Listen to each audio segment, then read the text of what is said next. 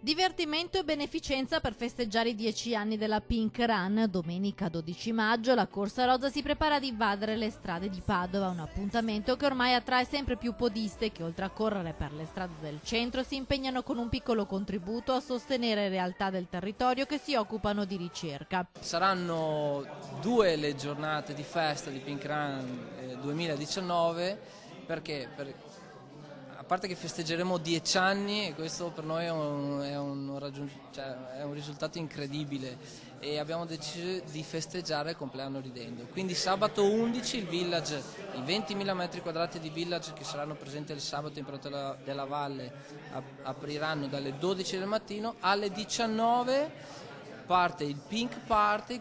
Le onlus a cui quest'anno saranno devoluti i soldi delle iscrizioni sono l'Associazione Veneta per la lotta alla talassemia e la LILT, la Lega Italiana per la lotta ai tumori. Lavoro di gruppo di tantissimi medici che per forza e per amore si dedicano a questi pazienti e si dedicano a affrontare giorno per giorno la complessità di una malattia cronica, di una malattia difficile, ma che offre una speranza nuova anche per i nuovi pazienti che nascono continuamente. Esiste tutto un altro gruppo di donne che hanno comunque una familiarità senza avere una mutazione genetica, ma perché grazie o a causa della familiarità e a causa anche di fattori ambientali che si interfacciano possono essere un pochino più a rischio rispetto alla popolazione generale.